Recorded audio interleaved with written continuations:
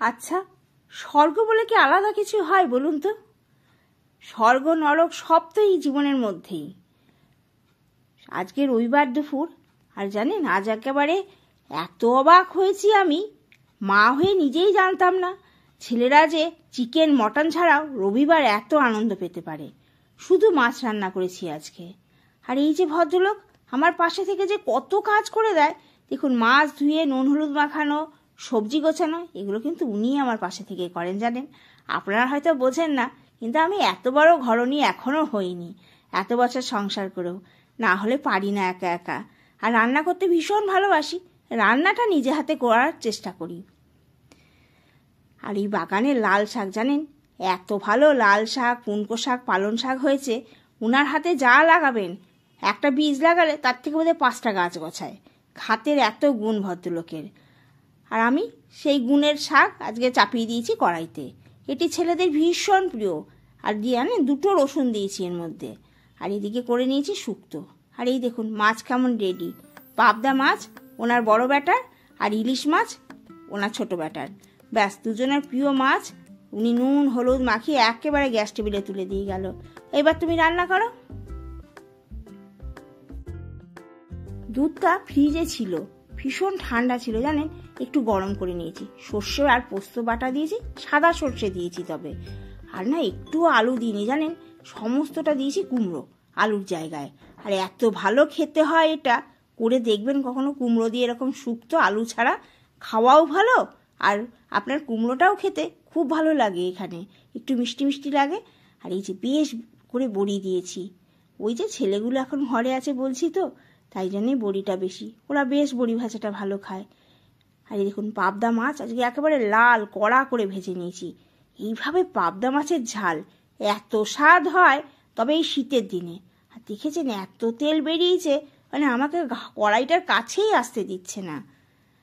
আমাদের এখানে না খুব ঠান্ডা, ঠান্ডায় কড়াই এত তাড়াতাড়ি ঠান্ডা হয়ে যায়, মাছ যায় লেগে।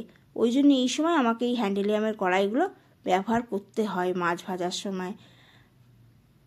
এই দেখুন পেঁয়াজটা যেই লাল লাল হয়ে এসে না, একটা টমেটোকে এইভাবে গেটারে একটু ঘষে নিয়েছি, খোসাটা বেরিয়ে গেল।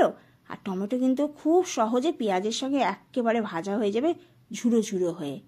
এবার যখন এই পোস্ত বাটাটা দেব, আর ভালো করে নাড়তে হবে। এবারে তেল তো অনেকটাই হয়েছে, মাছের তেলেই রান্না করে নিয়েছি, তবে স্বাদ হয়েছে খুব। শীতের মাছ তো যেমন রান্না করবেন, তবে নাড়াচাড়া করতে হয় স্বাদ হতে গেলে একটু। পরিমাণ মতো নুন দিয়েছি সামান্য হলুদ। পোস্ততে বেশি হলুদ দিলে এদেশি লোকের আবার নাকে হলুদের গন্ধটাই আগে লাগে, ওই জন্য সামান্য হলুদ দিয়ে একেবারে ভাজা ভাজা করে নিয়েছি। তবে কেউ কিছু মনে করবেন না, আমার ঘরে কিন্তু এটাই হয়, আপনারা কিন্তু নিজেরা একদম গা মাখবেন না। এবার মাছগুলো দিয়ে দিলাম, একদম শুকনো শুকনো হয়ে যাবে। আর তখন দেখবেন কীরকম স্বাদ, পুরো ফুলে দিয়ে গ্যাসের ফ্লেম, ওই জন্য আপনাদেরকে দেখালাম। আর এদিকে ইলিশ মাছ কটা ভেজে নিই, দেখুন একদম প্রায় শুকিয়ে এসেছে। আর এবারে কয়েকটা এলাচের দানাকে একটু ভেঙে হাতে ভালো করে নেড়ে চেড়ে উপর থেকে দিয়ে দিলাম। তবে এইবারে শেষ ট্রিক, এই দেখুন এবার ঢাকা দিয়ে গ্যাসের ফ্লেম দেবো বন্ধ করে একেবারে। আর এইভাবে 3-4 মিনিট রেখে দেওয়ার পরে এইবার মাছটা দেখে বলুন তো এটা দিয়ে কেমন লাগবে খেতে। প্রথমে বাড়ির মোড়ল মশাইকে আগে খেতেটা দিয়ে নিই চলুন। এই যে শাক শুক্তো, তার মাছ ভাজা আর ডালটা দিয়ে চটপট আগে তাকে বসিয়ে দিই। ওদিকে প্রায় 1:45 বেজে গেছে জানেন। আর তার মাছ আর চাটনি এইবার আমি সাজিয়েও নিই, তার হাতে তুলে দিলাম প্লেটটা।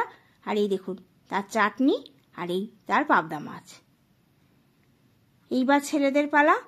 রোজ তো দেখেন যে হয় ওর বাবা খায়, না হলে ছেলেরা ওর বাবার সঙ্গে বসে, আজ দেখবেন মায়ের সঙ্গে। এই দেখুন ছেলেকেও দিয়ে দিলাম, আর আমিও এবার বসে পড়ি। তাহলে আমরা তো বসলাম, আপনারাও বসুন। আজ আসি কেমন?